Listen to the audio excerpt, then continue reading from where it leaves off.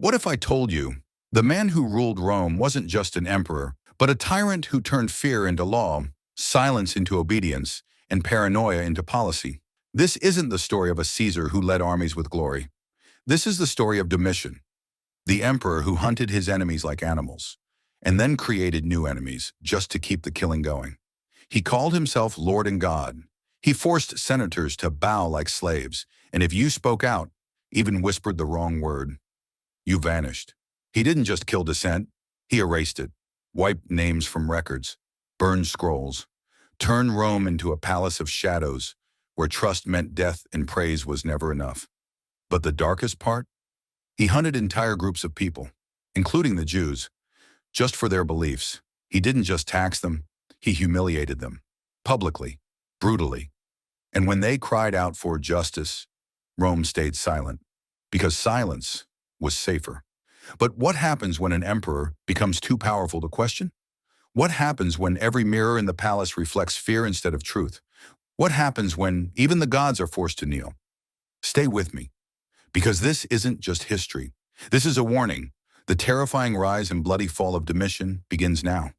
The sun had not yet risen when the first senator was dragged from his bed, his night robe still damp with sweat and fear, his wife screaming as the guards pulled him away without explanation. And by the time dawn lit the roofs of Rome, the man was gone, vanished into the maze of stone walls and iron doors that Domitian had turned into his private theater of terror. And this was only the beginning, because Domitian didn't need a reason to strike. He needed only silence, submission, and the soft echo of footsteps running in the dark. And what Rome began to learn very quickly was that the man who called himself emperor was not merely a ruler.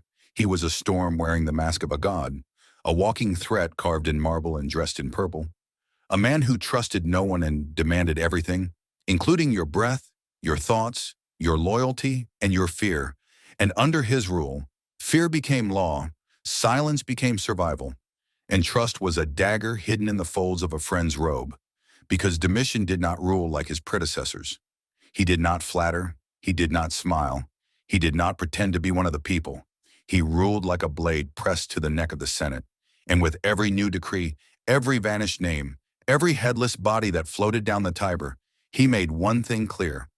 You were either with him or you were already dead, and in the temples where gods had once reigned supreme, now stood statues of Domitian himself, gleaming, smirking, eyes cast downward as if watching every move, and the people were told to worship him, not as emperor, not as Caesar, but as a living god.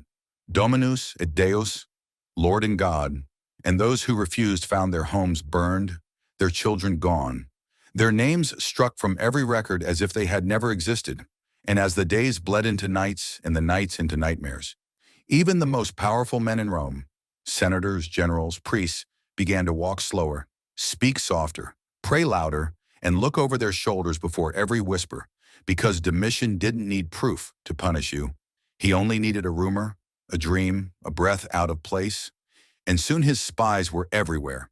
Eunuchs in the bathhouses, scribes in the Senate, beggars on the streets, all listening, all watching, all feeding the emperor's hunger for control. And no one knew who would be next, only that it would happen quickly, without warning and without mercy, because mercy was weakness, and weakness had no place in Domitian's Rome. And in this new Rome, even the gods began to weep, their temples emptied, their altars cold, their prayers drowned by the sound of chains and screams, because Domitian's face was everywhere, in gold, in marble, in the eyes of your children.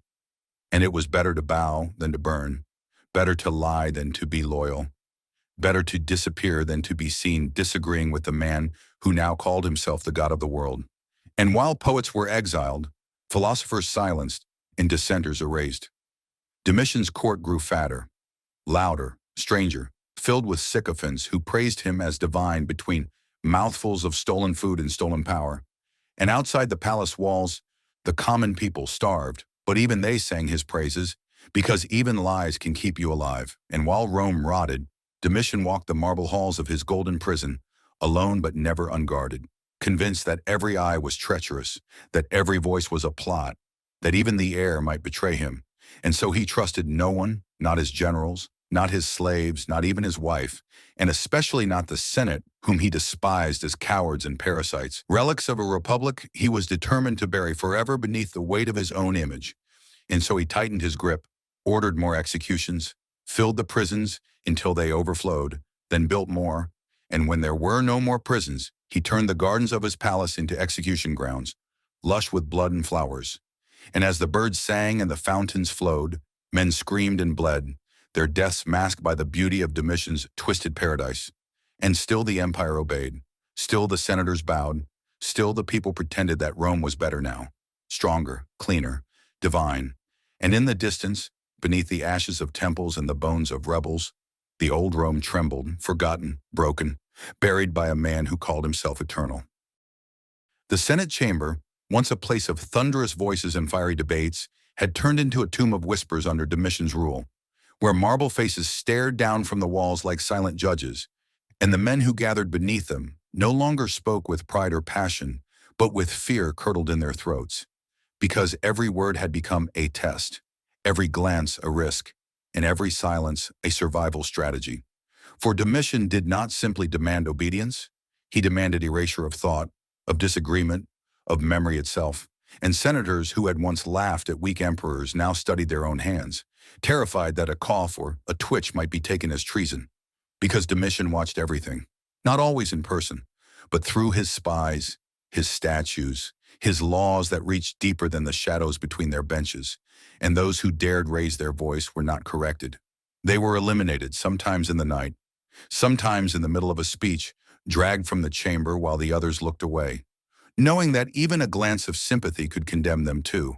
And so the Senate, the very body that once claimed to rule the Republic, now played the part of silent audience to an emperor who had rewritten the play, recast the roles, and torn out the ending, replacing it with his own face, his own voice, his own divine authority. Because Domitian didn't want advice or counsel or governance. He wanted validation, worship, submission, and he made it clear that the Senate existed only to nod, to cheer, to bleed when he said bleed, and die when he said die. And to ensure that no one forgot their place, he created a new office, a censor for morals, and filled it with himself, placing his name and hand above all matters of decency, behavior, and virtue, even as he punished those who questioned his cruelty while indulging his own brutal pleasures behind palace walls.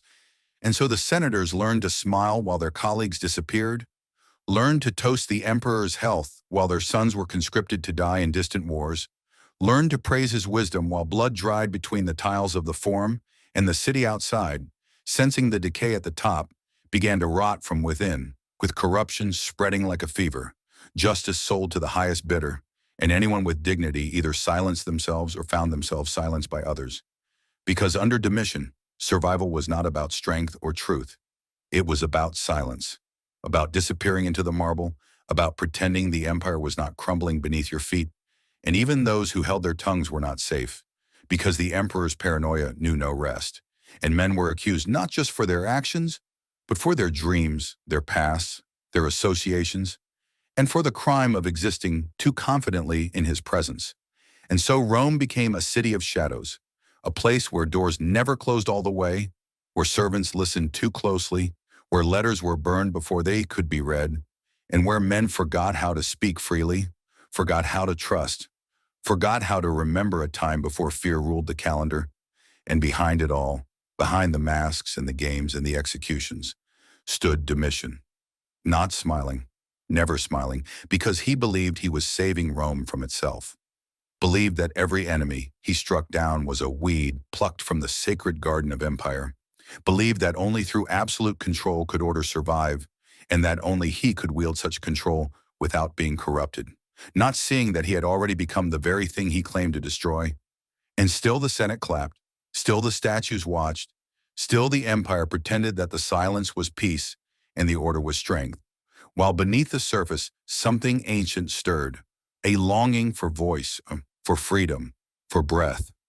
And though none dared speak it aloud, the senators knew in their bones that terror was not eternal, and that even gods carved in marble can one day crack. Domitian ruled not from behind curtains or quiet councils, but from a stage carved in marble and soaked in fear, where every act of cruelty was not hidden but performed, not whispered but declared, not regretted but celebrated.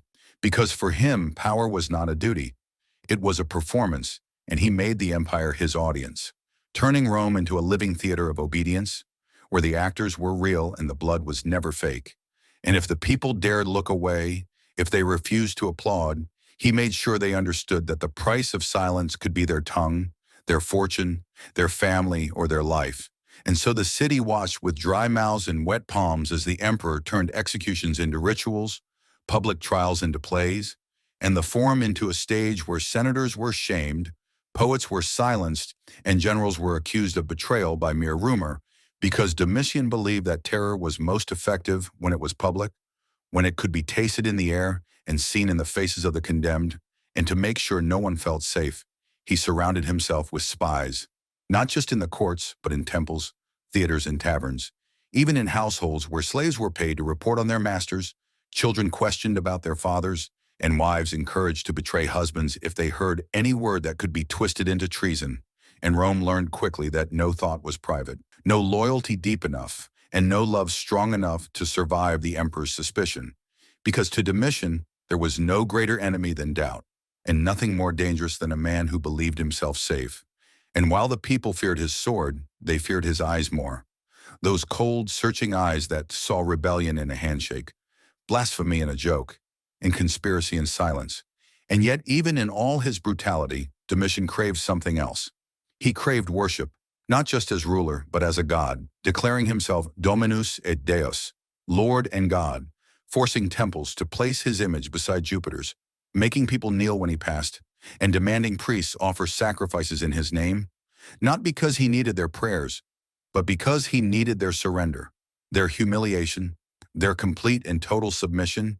And when the Senate resisted, when voices were raised about the sanctity of the old gods, Domitian struck them down with righteous fury, accusing them of heresy, of sedition, of treason against not just the state, but the heavens. And the executions that followed were not swift. They were slow, public, designed to strip not just life, but dignity, with men whipped until their bones showed. Women paraded through the streets before being strangled, and families forced to watch their loved ones die before being enslaved themselves, all because the emperor had decided that to disagree was to commit blasphemy, and that there could be no room for opposition in a Rome that bore his name. And even in this reign of fear, Domitian still wore the mask of order, declaring that his punishments were necessary, that the empire must be pure, must be strong, must be cleansed of weak men, of corrupt officials, of foreign thoughts and foreign gods. And he enforced these ideas through policies dressed as reforms, targeting those who looked different, prayed differently, or spoke too freely.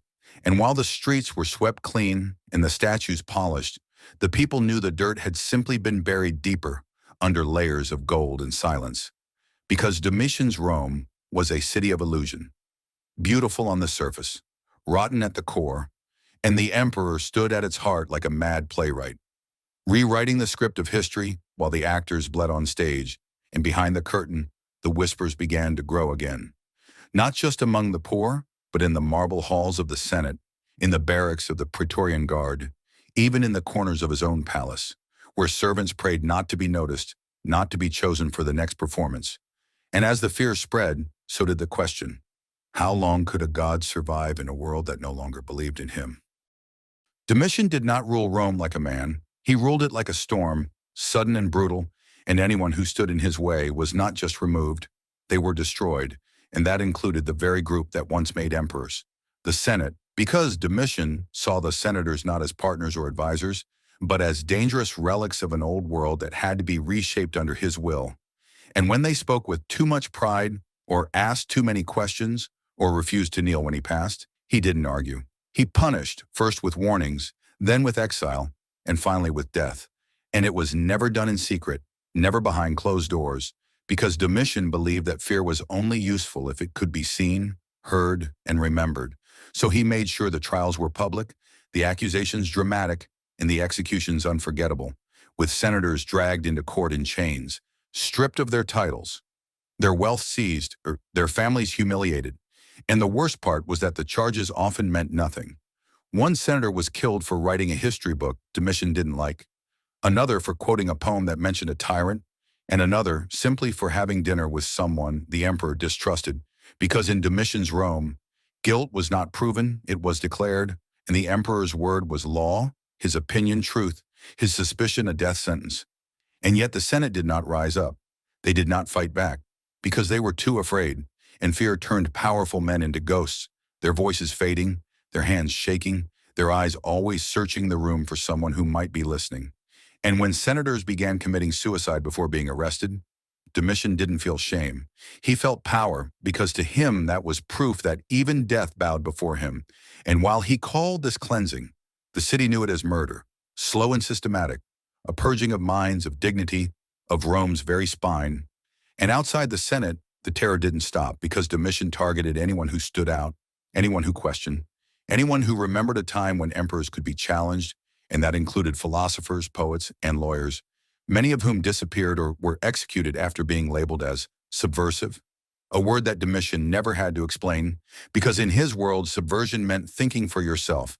And even in the temples where people once prayed for peace and wisdom, the mood had changed, because now there were only two gods that mattered, Jupiter and Domitian, and sometimes it felt like they were becoming the same, with statues of the emperor being built beside those of the gods, sometimes taller, sometimes brighter, sometimes with gold lettering that read Dominus et Deus, Lord and God.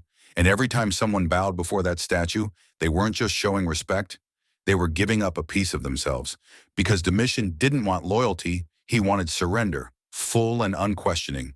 And when it came to the Jewish people, the emperor's hatred became even more personal and dangerous, because he saw them not just as different, but as defiant, as a community that followed laws older than Rome, who would not bow to idols, who would not call him God. And so he punished them with taxes, with arrests, with threats, sending his spies into synagogues, having families dragged from their homes, confiscating property, demanding public renunciations of faith. And when some resisted, he sent them to die in the arenas or rot in prisons. And while he claimed it was about law and order, everyone knew it was about pride, about control, because Domitian could not bear to be told no. And when he didn't respond with debate. He responded with violence. And that violence became a language everyone in Rome learned to speak. A language of silence, of nodding at the right time, of smiling when told to, of disappearing into crowds, of pretending not to hear the screams that came from the prisons at night. And even those closest to him, his advisors, his generals, his relatives, were not safe, because Domitian trusted no one, not truly, and those who stood beside him for years could still fall with a single glance, a careless word, a shadow of doubt. And so he ruled with mirrors instead of maps, always watching, always listened to, always surrounded by men who bowed low but dreamed of escape. And in this empire built on fear, the people changed too. Markets were quieter, theaters emptier, laughter rarer, and the joy that once danced through Roman streets now walked with a limp, hiding behind doors, praying not for prosperity but for invisibility. And yet Domitian believed he was succeeding, that his empire was stronger, more disciplined, more loyal. But the truth was that Rome was bleeding, bleeding from the inside, where pride had turned to fear, where ideas had turned to whispers, where citizens no longer dreamed of glory, but only of surviving the next day without being accused, arrested, or erased. And every cruel law, every forced silence, every death in the name of discipline was another crack in the wall. And though the emperor could not see it, though he marched through his palace with his golden robes and his marble statues and his ever-watchful guards, the foundation beneath him was shifting, because no empire, not even one ruled by a self-declared god, can survive on fear alone forever. And the more he silenced the Senate, the more he strangled Rome's soul, until the people stopped asking, stopped thinking, and started waiting. Not for change, not for justice, but for a moment, a chance, a single opening, when they could finally say what they had swallowed for too long. Enough. Domitian didn't rule from behind a desk. He ruled from the shadows, through whispers, through fear, through a presence so heavy that even when he wasn't in the room, people still lowered their voices and watched their backs, because by now everyone understood that he didn't need to hear you himself. Someone else would, Someone always did. And in that world of suspicion, Rome began to change. Not just in its laws or temples, but in the way people breathed, spoke, walked, and dreamed. Because you couldn't tell who was loyal and who was pretending, who was a neighbor and who was a spy. And under Domitian's reign, paranoia became the only safe armor, and the empire, once known for its roads, its culture, its grandeur, felt more like a maze of mirrors where truth was dangerous and silence was gold. And even in private homes, people spoke in riddles or avoided certain topics entirely, because no one wanted to be accused of mocking the emperor or doubting his divinity. And Domitian made sure of that, because he had turned suspicion into policy, forcing people to report each other, rewarding those who brought forward accusations, and punishing even the innocent if the rumor was loud enough. So the people of Rome adapted. They learned to smile when they were afraid, to applaud when they were disgusted, to nod when they wanted to scream, and Domitian took their obedience not as survival but as worship, believing that the silence was loyalty, the flattery was love, and the trembling was devotion. And in that echo chamber of fear, he became more extreme, more controlling, more convinced that he alone held the fate of Rome in his hands. And so he began reshaping everything, demanding new festivals in his name, forcing senators to call him Master and God, renaming months after his family, and even redesigning coins to show his face not as an emperor, but as a god above the gods. And all the while, the city suffered quietly, with its temples turned into shrines to his ego, its libraries censored, its artists muzzled, and its courts flooded with ridiculous charges like irreverent facial expressions or improper tone. And yet Domitian remained proud, holding parades in his own honor, commissioning massive golden statues of himself, and walking through the city as if every bow, every cheer, every forced smile was genuine, never realizing that beneath those cheers, the people were suffocating, because Rome wasn't just afraid, it was exhausted. And the cracks in his golden image began to grow, not because of a single rebellion or a bold senator, but because of the thousands of quiet people who had reached their limit. And yet Domitian didn't slow down, didn't pull back, because to him fear was success, and any sign of kindness was weakness.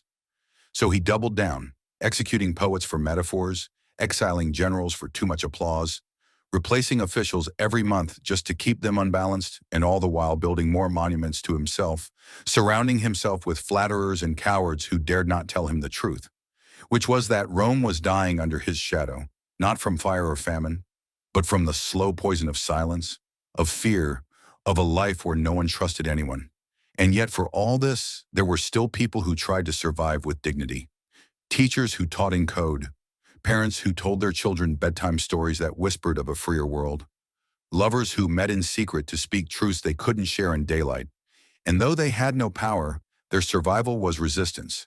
And in a way, it was those small, quiet acts that held Rome together during the worst of Domitian's rule. Because even as he claimed the gods had chosen him, even as he stood before crowds and declared himself the eternal protector of the empire, there were those who knew the truth, that emperors who must scream their divinity are always the most fragile, and that behind the crown, behind the marble, behind the endless titles, Domitian was just a man scared of losing control, scared of shadows, scared of being forgotten, and so he ruled like a man drowning in his own legend, gripping power so tightly that he crushed everything beneath it, until even his own court began to shift, with slaves whispering in corridors, generals writing secret letters, and servants memorizing escape routes. Because eventually even the most brutal regime begins to rot from the inside. And though Domitian couldn't see it, surrounded by mirrors, guarded by blades, shielded by lies, the countdown had already started. Because Rome, though bent, was never fully broken, and its heart still beat beneath the marble, waiting, watching, holding its breath, for the day the shadow lifted and the sun could shine again. And all the while Domitian ruled with fire in his eyes and blood on his hands, unaware that the very people he forced to kneel were quietly sharpening the knife that history would use to carve his name, not in gold, but in warning. By the time Domitian declared himself a living god, the lines between man and myth had already started to blur. But the strangest part wasn't that he believed he was divine. It was that he seemed terrified someone would stop believing it. Because behind all his power, all his gold, all his bloody punishments and statues and temples, there lived a man who was afraid of shadows, afraid of betrayal, afraid of being forgotten. And so he built his own religion of fear where Rome was the altar, and he was both priest and idol, where every whisper felt like thunder, and every mirror reflected not a god, but a man unraveling under the weight of his own lies. And so he filled the palace with symbols meant to prove his greatness, painting ceilings with images of the heavens, naming stars after himself, even having the official calendar changed so his birth month would be celebrated like a festival of creation. And yet none of this brought him peace, because in the dark corners of his palace, Domitian imagined ghosts watching him, enemies lurking in silence, and so he demanded light at all hours, ordered servants to stay awake with him through the night, and refused to sleep in the same room twice. Convinced that even the walls were listening, and the more paranoid he became, the more cruel he grew, targeting not just traitors or rebels, but artists, scholars, and philosophers. Anyone who dared speak in metaphors or offer opinions that didn't worship his rule. And some of the executions were public, meant to send a message, but others were private, quiet, done in rooms so soundproof that even the screams disappeared. And as the body count grew, so did the golden decorations, the marble busts, the coins stamped with his face on one side and thunderbolts on the other. Because if people wouldn't love him, they would at least remember him. And still he wasn't satisfied, because statues don't clap and fear doesn't feel like love. And when he looked into the eyes of his advisors, he saw calculation, not loyalty. So he purged them too, one by one, replacing them with younger, weaker men who owed him everything and would say anything to keep their heads. And Domitian started keeping lists, long, secret lists of names written in tiny script. People he suspected, people he hated, people who had once looked at him the wrong way. And some of those people disappeared the very next day, while others were left alive just long enough to wonder if today would be their turn. And this fear began to crawl through Rome like a sickness, spreading from the Senate to the streets, because if a man could be executed for using the wrong word or failing to bow low enough, then what was safe anymore?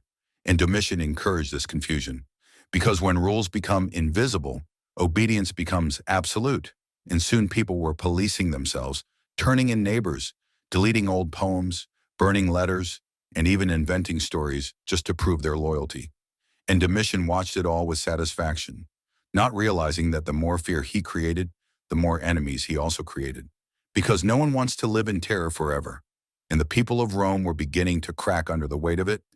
Yet Domitian doubled down again, deciding that even the gods must be reminded who ruled the world. So he issued decrees demanding that offerings to Jupiter include his name as well, that prayers to Mars also thank Domitian for his military strength, and that temples feature statues of him beside the old deities, not as their follower, but as their equal. And when the high priests resisted, he replaced them with flatterers. When the Senate protested, he accused them of atheism. And when even the people began muttering in corners, he filled the streets with spies dressed as citizens, listening, watching, waiting for words that would justify punishment. And all the while, the emperor continued his rituals. Not Roman ones, but personal ones. Strange daily performances where he would anoint himself with oils, wear a cloak covered in embroidered stars, stand before a mirror and speak aloud to his own reflection, declaring himself the eternal light, the heart of the empire, the one who would never fade. And sometimes these rituals lasted for hours, sometimes days. While the business of the state was ignored, the generals grew restless, the borders weakened, and the citizens began wondering if the emperor cared more about worship than rule. And in a way he did, because Domitian didn't want to be remembered as a man. He wanted to be remembered as a legend, but legends are usually written after death, and Domitian feared death more than anything else, feared the darkness he couldn't control, feared the silence that followed when the applause finally stopped. So he kept searching for ways to make his glory eternal, commissioning new poems where he fought dragons, ordering paintings of himself striking down demons, even forcing school children to memorize verses that compared him to Hercules and Apollo. And still it wasn't enough, because fear doesn't last forever. And somewhere deep inside, he knew that the moment people stopped fearing him, they would start laughing at him. And that thought haunted him more than any ghost. And that's why his punishments became more creative, his shows more theatrical, his speeches more desperate, until finally even his most loyal supporters began to wonder. Was this a god or a frightened man in a costume too heavy to wear? And in the Senate halls, the walls were beginning to shake. Not from rebellion, not yet, but from the quiet realization that the empire couldn't survive a god who feared the dark more than he loved the light. Domitian had turned Rome into a stage where the price of applause was obedience, and the punishment for silence was death, and by now the empire no longer felt like a living place. It felt like a trap, a golden box where everyone smiled too wide and bowed too low. And the deeper Domitian sank into his god complex, the more twisted his games became, because it wasn't just enough to rule anymore. He wanted the people to bleed for him, to cry for him, to suffer in ways that reminded them they were nothing without him. And so he began holding public trials that looked more like performances, with accused senators dragged into the forum in chains, forced to recite fake confessions while actors mimicked their crimes. And when the people didn't cheer loudly enough, he ordered new ones, fresher, bloodier, louder, and soon even the streets smelled like a circus made from fear, where the lions wore human faces and the victims never knew they were prey until it was too late. And behind the scenes, Domitian wrote lists, not just of enemies, but of entertainers, people who could be used, broken, or replaced because he had grown tired of Roman tradition and now wanted Roman drama, wanted senators to act like jesters and generals to kneel like dancers, and he kept testing them, pushing boundaries, watching how far he could go before someone snapped. But no one ever did. Not yet, because the city had grown too quiet, too scared, too hollow, and even the marble statues seemed to tremble when he passed, cloaked in purple robes that sparkled like the stars he claimed to control, his fingers heavy with rings, his face powdered to look ageless. And if someone had called him emperor, he would have frowned. But call him Lord and God, and he would smile, as if that title fit him better than his own skin. And by now it probably did, because the real Domitian, the boy who once lived in the shadow of greater men, was long gone, buried under layers of fear, fury, and fantasy. And what was left behind was a tyrant who ruled with the paranoia of a prophet and the cruelty of a child who'd never been told no. And Rome began to feel it, not just in the prisons, but in the temples, the homes, the streets, because now everything was performance and surveillance, with spies planted in bakeries, whispers paid for in gold, lovers turned into informants, and every time someone died, it was followed by flowers, poems, and silence, because the only sound more terrifying than Domitian's rage was his calm. And even the Senate, once the mighty heart of Rome, had become a stage prop, its members dressing up in clean robes and offering speeches that said nothing, promised nothing, meant nothing. And Domitian loved it, loved watching them pretend, loved how their fear made them loyal. And yet the more they bowed, the more he hated them, because fear isn't the same as respect. And Domitian knew, somewhere deep inside, that no one truly loved him, and that truth rotted inside him like poison. So he began lashing out at shadows, accusing gods of betrayal, rewriting religious rites to place himself above the old deities, even renaming months after himself. So that time itself bowed to his vanity, and when a priest stumbled during one of his new rituals, Domitian had him beaten in front of the crowd, then asked if the gods still listened to broken men.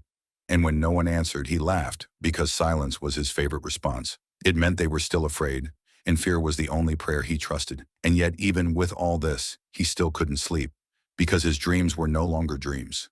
They were warnings, filled with fire and whispers and faces he'd already erased. And he became obsessed with omens, sacrificing animals every morning just to read their entrails, staring into their blood like it could show him the future. And when the signs weren't good, he canceled meetings, burned scrolls, or executed whoever had entered the room first. And soon even the palace staff started walking in backwards, whispering prayers, avoiding his gaze, because everyone knew that if Domitian looked at you the wrong way, you wouldn't survive the week. And yet he still smiled, still gave speeches about loyalty, about divine order, about Rome's greatness, all while sharpening the blade he kept hidden in his sleeve, the one he swore he'd use on himself before anyone else could. Because he didn't just fear betrayal, he expected it, welcomed it, wanted it to come so he could crush it with his own hands. And he began testing his inner circle, inviting senators to private dinners where they sat surrounded by guards, forced to toast him while wondering if the wine was poisoned. And Domitian watched their hands shake and laugh quietly, telling them that fear was a better teacher than hope. And when he was finished, he would reward them with coins marked with his face and the words eternal glory. Even though everyone knew glory didn't last long under his rule, and the coins became cursed, people refused to spend them, buried them in gardens, melted them down into tools or ornaments, because even his image brought bad luck. And meanwhile, Domitian began to disappear from public view, locking himself in his golden palace, surrounded only by astrologers, guards, and shadows. And no one knew what he was planning next. Only that he had stopped pretending to be human, and when people asked where the emperor was, they were told he was meditating, speaking with the gods, or transforming. But no one believed it, not anymore, because the truth was simpler and far more terrifying. Domitian wasn't speaking to the gods. He was listening to ghosts, to the screams of those he'd silenced, to the prayers he'd turned into curses, to the sound of his empire cracking beneath the weight of his delusions, and even the stones of Rome seemed to whisper, not in rebellion, but in warning that something was coming, something final, something sharp. And though Domitian claimed to see the future, though he sacrificed and prophesied and pretended, there was one vision he refused to see, the one where his empire turned against him, not with armies, but with a door left unlocked, a friend who stopped kneeling, a servant who looked him in the eye, because gods may live in temples, but emperors die in silence, and that silence was getting closer every day. By now, the walls of Domitian's palace were thicker than most city walls, not built to keep enemies out, but to keep whispers from getting in, because Rome had become a city of secrets, and he knew it. He felt it in the way people bowed too quickly, in the way the servants never looked him in the eyes, in the way senators smiled with lips that trembled, and even though he still wore his golden robes and held court like a god, the shine had begun to fade, and the empire no longer moved because of his orders. It moved because of fear, thick and choking, curling through the streets like smoke from a hidden fire. And Domitian watched from behind curtains, from behind guards, from behind masks made of power and paranoia, knowing that the very silence he had created could become his executioner, because fear, once planted, never grows in just one direction. And he had taught Rome to tremble. But now it was beginning to shake for other reasons.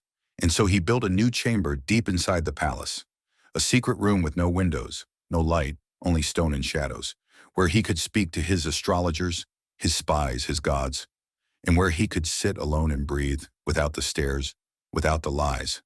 And in that chamber he scratched names into the walls, names of senators, of generals, of friends, of lovers, of ghosts.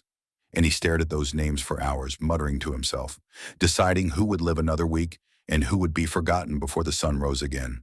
And outside that room, the palace changed too. Flowers removed, curtains darkened, musicians dismissed, replaced by guards in full armor, and corridors that echoed with nothing but footsteps. And even the birds stopped singing near his chambers, as if nature itself had grown cautious. And still, Domitian called it peace, still told his council that Rome had never been safer, that the gods had whispered to him of victory, that his reign was eternal. But no one truly listened anymore, not even his advisors, who nodded and agreed and plotted, because the emperor had crossed a line no one could trace. And now the only law was survival, and behind every compliment was a plan, and behind every smile, a blade. And still he gave speeches, declared new laws, new festivals, new punishments, and no one challenged him, not because they believed in his divinity, but because they believed in death, fast and merciless, the way he liked it. And when he began ordering trials without evidence, executions without charges, and purges without pause, Rome stopped asking why. Rome simply watched, waited, and bled, and every time another senator disappeared, the others adjusted their robes and said nothing, just stared into their wine and wondered if they'd be next. And Domitian loved it, because silence meant power, and every death made him feel more alive, more protected, more godlike. And he began to speak less in Latin and more in riddles, more in prophecy, telling his guests that the stars had warned him of betrayal, that Jupiter himself had shown him the image of a blade. And then he'd laugh and raise his cup, and everyone at the table would freeze, unsure if they were being honored or accused. And when someone dared to ask what the vision meant, Domitian smiled and said, "It means I am watching," and no one forgot that line. Not even the cooks, who began tasting the emperor's food with more fear than hunger, because now poison felt more likely than promotion, and even his family wasn't safe. His niece was watched, his wife barely spoken to, and his brother's old friends were vanished one by one, erased from record. And still, Domitian held on to his throne with fingers that grew colder by the day. And the city grew colder too. Festivals shortened, music silenced, laughter treated like treason, and the gods he once adored now sat dusty on their altars, ignored, replaced by his own image, his own name carved into marble higher than Jupiter's, because he didn't want to share worship anymore. He wanted it all, wanted every prayer to begin with his name and end with his triumph. And when a statue of Mars cracked during an earthquake, he ordered the temple burned and a new one built in his own honor. And the people came, not to worship, but to survive, bowing their heads and praying with dry lips, hoping the emperor wouldn't notice their silence, wouldn't question their loyalty, wouldn't test their fear, because everyone had seen what happened to those who failed his invisible tests, those who spoke too softly, who wore the wrong color, who hesitated before praise. Those people simply stopped existing, and the city had learned to erase them too, learned to forget on command, because remembering was dangerous. And Domitian's greatest weapon wasn't the sword, it was memory, or the lack of it. And in this Rome he had created, forgetting was survival, and truth was a risk no one could afford. And still, the emperor grew more distant, more strange, spending hours in that secret chamber, speaking to ghosts no one else could hear, staring into fires, and claiming to see visions of golden beasts and bleeding crowns. And when he emerged, his eyes were bloodshot and his hands shaking, and he'd whisper, "They're coming," though no one knew who they were. Enemies, gods, the Senate, the past. And yet everyone felt it too, that something was coming, something final, something Rome couldn't name, but feared anyway, because even the gods had grown quiet. And when the statues cracked, when the birds flew west too early, when the rain refused to fall for 3 weeks, the people didn't curse the heavens. They whispered about Domitian, about the tyrant who declared himself a god, and now feared shadows more than armies. And still he ruled, still he punished, still he declared that Rome had never been more glorious. Even as the cracks in the marble spread like veins, even as the fountains dried, and the palace walls echoed with the sound of footsteps that felt too heavy, too close, too final. And every night he locked his chamber door himself, triple barred it, placed a dagger under his pillow, and slept with one eye open, because he knew, somewhere deep inside, that gods don't live forever, and the empire he ruled by fear might one day remember how to speak. And maybe, just maybe, that silence he once loved would be the last sound he ever heard. Domitian had built an empire of fear, but fear does not forget, and it does not forgive. And as Rome's nights grew longer and colder, something began to shift. Not loudly, not with banners or battles, but quietly, like a change in breath, like a heartbeat slowing down before it stops. Because the silence that Domitian had forced upon Rome for years had turned into something heavier, something with weight, something with purpose. And that silence began to move through the marble halls like smoke, wrapping around guards, around servants, around senators who had once trembled at his voice, and now whispered to each other when they were sure the walls weren't listening. And Domitian, the man who had once called himself a god, who had stood above temples and demanded to be worshipped more than Jupiter himself, now found himself pacing inside his palace, clutching a dagger with shaking hands, jumping at shadows and asking his spies why the laughter in the streets had stopped. And when they couldn't answer, he ordered their tongues cut out. Not because they betrayed him, but because he hated not knowing anymore. Because even the emperor could feel it. Something was coming, something final. And it terrified him more than any war ever had. And so he consulted the stars, the priests, the oracles, desperate for signs, desperate for a way to stop the shape of his own death from creeping closer. But the stars had gone silent. The priests only stared at the floor, and the oracles gave him answers in riddles he couldn't bear to understand. And still the silence in Rome deepened, until even his guards began to speak less, their eyes sharper, their steps slower. And Domitian tried to hold on to power with more laws, more killings, more arrests, accusing senators of treason for forgetting to smile, executing generals for being too popular with the troops, murdering poets whose verses reminded the people how to dream, and all the while the people bowed, but they did not believe. And in every darkened corner, plans began to bloom, names whispered over candlelight, bribes passed from trembling fingers, and the question that had once only been asked in dreams, what if the emperor dies, now became a plan with knives and timing, because the Senate had grown tired of bearing its own. The army had grown tired of guarding a ghost, and even Domitian's most trusted staff had begun to imagine life without him, not out of hate, but exhaustion, because no one can live forever under a sword. And in the end, it wasn't an army that killed him. It wasn't the gods. It wasn't even justice. It was his own palace, the same place where he had declared himself eternal, where he had forced the nobles to call him master and god. That place became his tomb, and it happened without thunder, without trumpets, just the quiet sound of betrayal stepping closer, masked by familiarity. Because the ones who came for him were not strangers. They were the people he saw every day, the ones who brought him wine, held open his doors, laughed at his jokes, and one morning, Domitian awoke early, as usual, touched the dagger under his pillow, dressed in his deep purple robe, the one only emperors could wear, and looked into the mirror.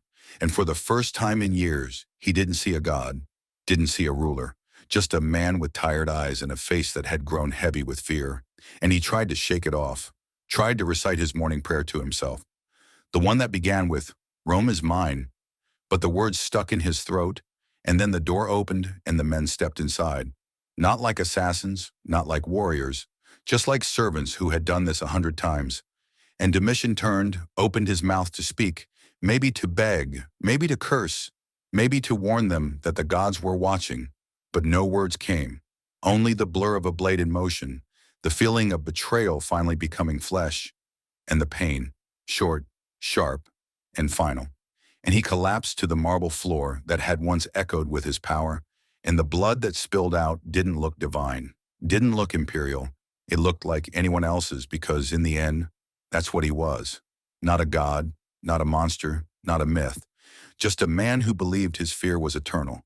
And as he lay dying, alone and silent, the only sound was the soft tapping of sandals on stone as the killers walked away, already forgetting his name, already thinking about the next emperor.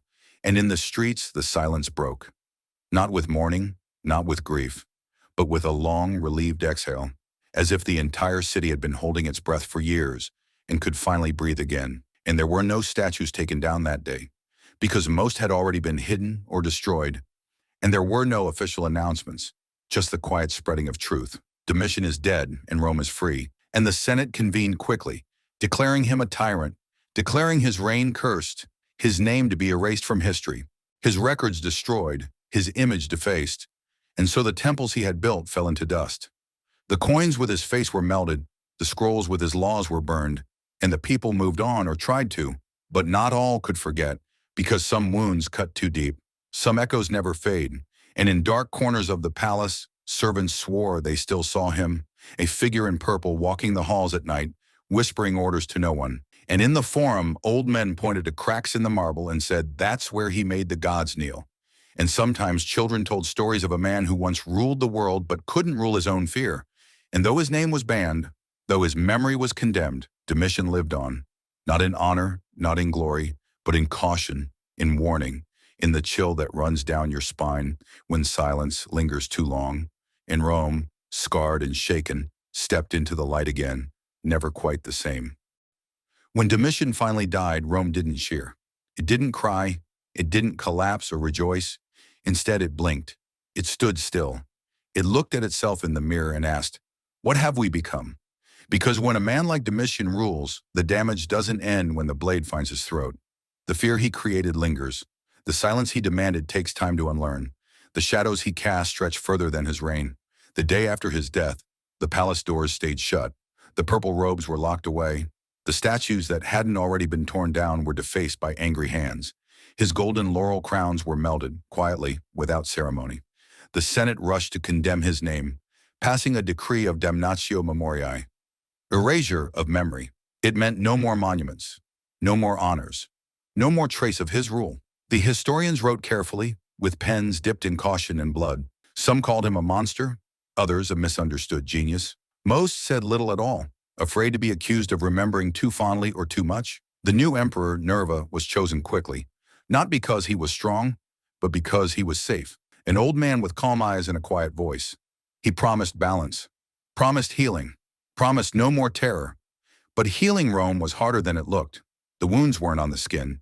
They were in the bones, in the walls of the Senate chamber where so many had died in silence, in the gardens where spies once hid behind hedges, recording whispers, in the temples where the gods had been forced to watch a mortal call himself divine. The people tried to return to normal life, but normal had changed. The wealthy looked over their shoulders before speaking. The soldiers hesitated before cheering. The poets paused before writing. Because Domitian had taught them all one brutal truth, that even peace can be sharpened into a weapon. And for years, his voice had been the only one that mattered. Rebuilding an empire after that wasn't like building a temple. It wasn't about marble or law. It was about trust. And trust, once broken, doesn't mend easily. Families who had lost sons to his paranoia didn't forget. Wives who had watched their husbands dragged from dinner to prison couldn't forgive. Senators who had betrayed friends just to survive couldn't look each other in the eye. Domitian's death was a wound that bled slowly. But strangely, even in death, he fascinated Rome. People still whispered his name, though they weren't supposed to. Some even lit candles in secret. Not out of love, but out of fear that he might come back, that something like him could rise again. Because Domitian wasn't just one man, he was a mirror. He showed the world what happened when fear wore a crown, when silence became law, when the Senate bowed and the people clapped because not clapping meant death. And long after he was gone, Rome remembered, not the man but the feeling he created. The cold air in the palace, the heavy silence in the streets, the way power had turned into poison, and they passed his story down, not in marble or gold, but in warning. Never again. Never let a god sit on the throne. Never let fear speak louder than truth. Never forget how easily an empire can crumble when everyone stops speaking. But the tragedy of Rome is that it does forget, again and again. It forgets until another Domitian appears, wearing different robes, using different words, but feeding this same hunger for control. And when that happens, someone, somewhere, remembers the old stories, the ones written in red ink, the ones whispered in ruins, the ones that begin with power and end in blood. And they whisper his name, quietly, carefully, like a spell, like a curse, like a warning that never dies. Because Domitian may have been erased from stone, but he carved himself into Rome's memory forever. If this story chilled you, if you felt the weight of power twisted into fear, then don't look away now. Like this video to keep stories like this alive. Subscribe for more dark, hidden truths from history, tales they tried to erase but couldn't, and share this with someone who thinks emperors only wore crowns, not daggers behind their smiles. Because history doesn't always teach with scrolls or statues. Sometimes it warns us with ghosts.